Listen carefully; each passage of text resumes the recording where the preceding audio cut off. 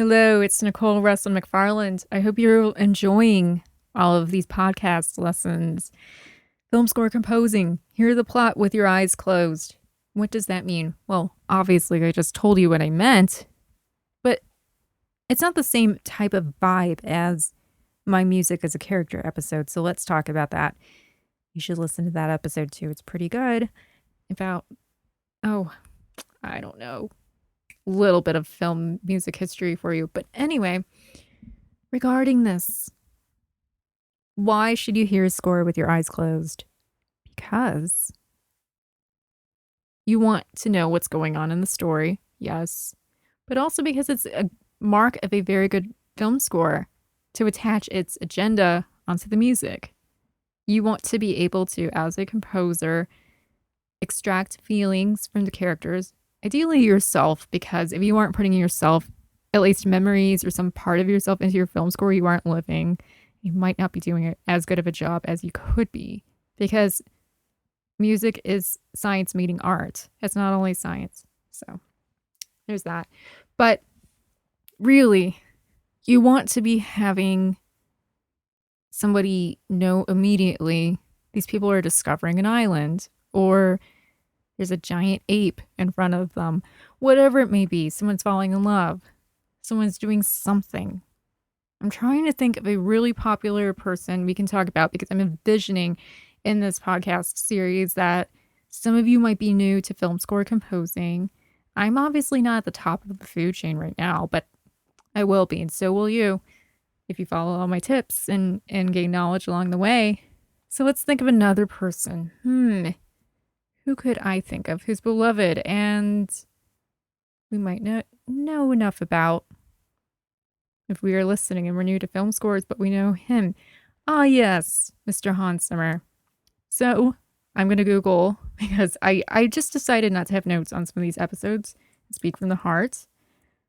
What's an example of this, of Mr. Hans Zimmer having the plot with the eyes closed thing I'm talking about?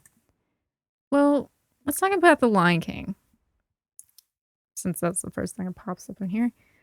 In The Lion King, you know, the very famous part where the end of the movie, hopefully you watched the original. I mean, if you didn't, you're a rotten egg, and you better go watch it to know what I'm talking about. Don't just listen to the score. But if you do, you know at the end when Simba's being held up that there's a big trashy Jerry Springer fight between the lions and the family. And there is a, yeah, I just said Jerry Springer fight, and it's about a Disney movie. It's true. And there's also a resolution and a beautiful ending, and something that wraps up the whole movie with rephrasing the circle of life at the end. Why is this beautiful? Why is it perfect? Why does it work so well with the movie that it's probably his most well-known score? Because, and I just whacked my microphone, and I did this in another episode too, by the way. I'm like, here I am in my TED Talk. Oh, whack the microphone. But anyway, let's talk about this. We hear everything in the movie. We hear the anxiety, we hear the stress, the drama, and then there's a drop and we hear it transitioning. Then we hear it going back into the circle of life. And the neat thing about that is it's so tied to the movie that it's almost famously replicated all the time in parodies, that circle of life passage at the end. So it's something you could, with your eyes closed, know what is going on in the movie. Let's use another example from him. He's my favorite businessman, by the way.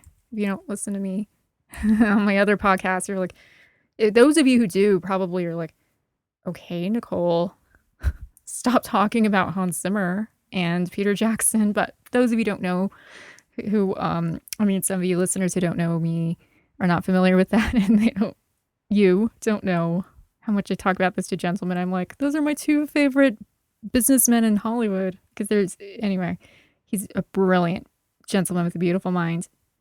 Okay. Inception. Everybody knows Inception. I'm just trying to think here. What are the scores mentioned to me from everyday folks who don't really follow music? Inception is one of them. I'm finding it on Google. Okay. Inception, everybody knows Inception. And there are different themes to Inception, although some are more famous to people who don't follow film score music. Again, mentioning like a teacher, a girl who works at the mall, maybe a guy with a business, a guy who sells cars, those types of people. They all love Hans Zimmer. And when I mentioned film score music, they're like, you mean like Hans Zimmer? And people either mention John Williams or Hans Zimmer, so that's why I focus so much on them for you guys and ladies listening to this podcast. But here we go. Inception. You know what's going on in Inception, sort of. Maybe not entirely without the plot, but you know there's some action.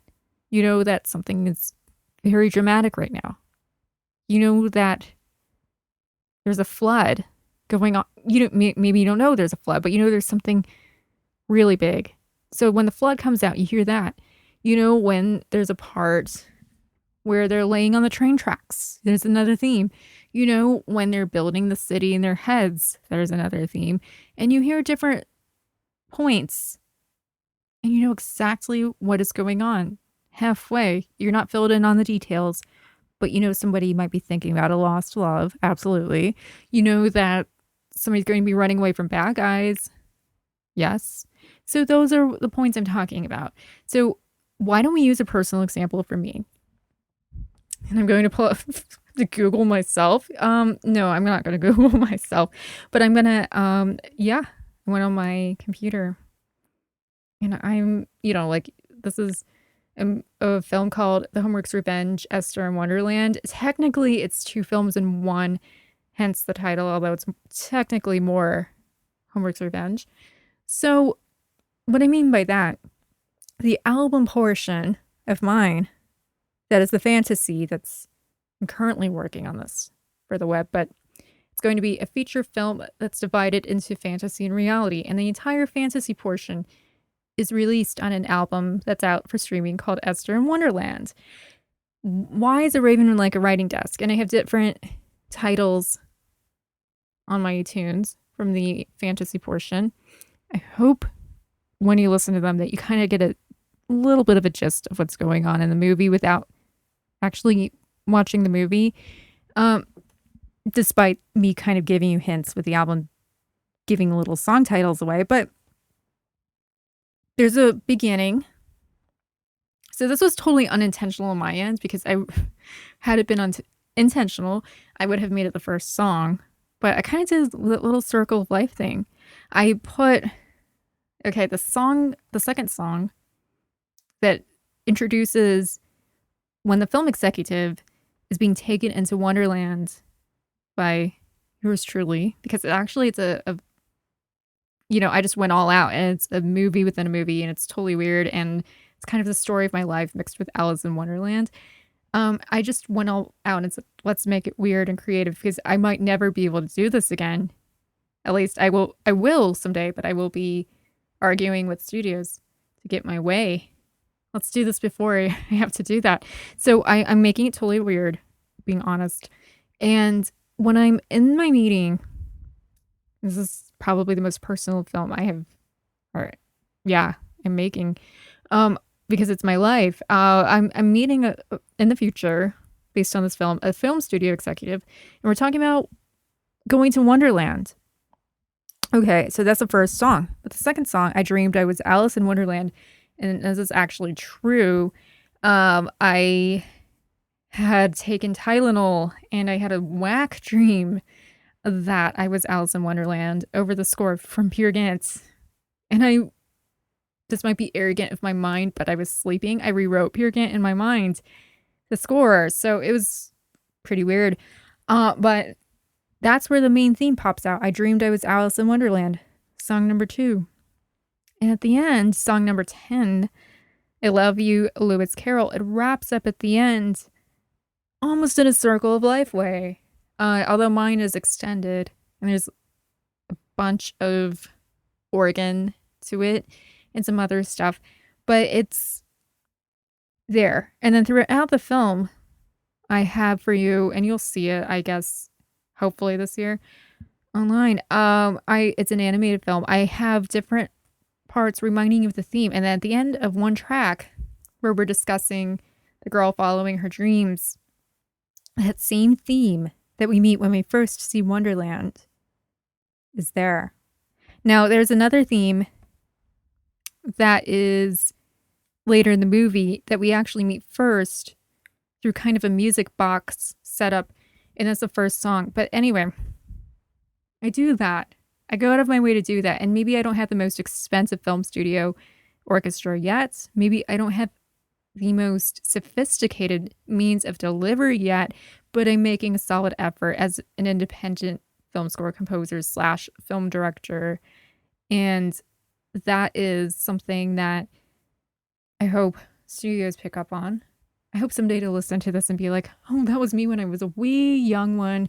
And I was talking about myself before I became this big deal studio director slash composer. I hope that's me. And I hope that's you. I think being friends, I'm friends with you in the audience. We are able to arrive to success together. And this is one means of doing it. You and I are going to be friends forever. And maybe we'll never meet. I totally understand Bob Ross. I'm not kidding. Like, I used to say, why is Bob Ross doing that? He thinks we're all friends with him. And yeah, I feel like Bob Ross. I love Bob Ross. So yeah, you and I, you out there listening to this, we are going to arrive together. And when we arrive, it's because we make a big effort doing these little things, because studios are going to, including if you already are a newbie studio director or studio film score composer in one, or like me, or just a studio film composer, to arrive to the top, whether you're indie or you're new with studios, people are going to want to know that you were able to dip into your soul and pull these tricks out and use them. And they're going to want to invest in you if they know you can do it. So please get started on these. And this is a very important tool to use. You should always hear this plot when you're just popping in your headphones and listening, closing your eyes. You should always do that.